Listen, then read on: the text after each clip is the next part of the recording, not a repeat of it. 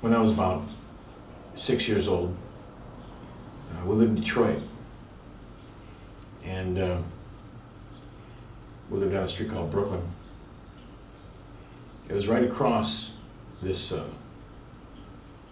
4-lane highway. I'd have to cross this 4-lane highway to get to school. And it was a summer day, and we had one of these old houses with a very high porch. So you had, one of these houses up north where you have a basement, and had very long steps to walk down these steps. We lived 2 houses off the corner of this 4-lane highway. It was one way. And there was, at that time, there was a traffic jam. And the cars were blocked up to right at the point at the light where I would have to cross. So I'd have to cross between right where these cars, right where the last cars were situated in the traffic jam, when cars were pulling up. And I was walking down the steps to go to school, and my mother was right there. And my mom is not a believer. Right? And so I'm walking down the steps, and my mom told me to stop. And I said, "Why, Mom, why?" "Well, I want to go to school, I don't want to be late." I was really anxious to go to school. And she sort of, cocked her head to one side, not looking at me, but like looking off in a distance, as if she heard someone talking to her.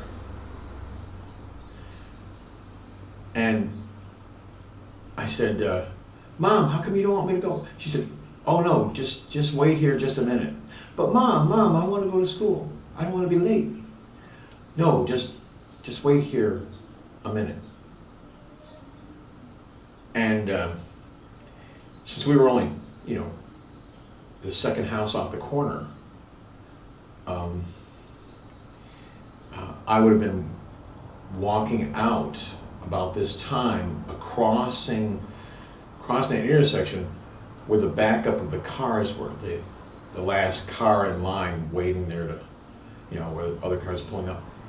And just then, a car lost his brakes and hit the back end of this whole line of cars, right where I would have been crossing at that moment.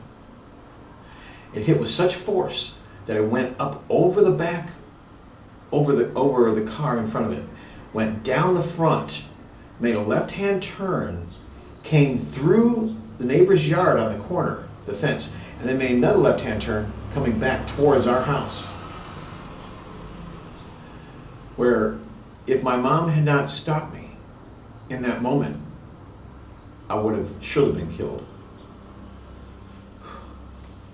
I would have been walking across the street right at that moment when that car come flying through and hit these other cars and ran over the top of that car and then made the turn through the neighbor's yard. It broke through one fence and then broke through a second fence, making a circle. And so, had I not been delayed in that moment, I would have surely been killed. Years later, over 20 years later, me and my mother had a discussion, and I told her, I said, "God speaks to the heart. He'll even talk in an audible voice."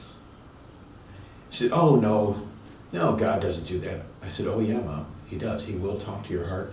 He will speak to you. He does communicate with people." She said, "No, He doesn't." I said, "Mom, remember that time when I was 6 years old? I was going to school, and you told me to stop and wait as I was walking down the steps to cross the street?" She said, "Yeah." I said, "Well, who do you think that was talking to you? Who do you think that voice was that told you to tell me to stop and wait?" And with that, my mom, an unbeliever, just stopped talking. I started thinking about it. I believe that God had something for me to do. And from the time I was very young, was protecting me to make sure that I would survive it, and I would get through it. So he was right there all the time, even talking to someone that was an unbeliever, to make sure that his will was done.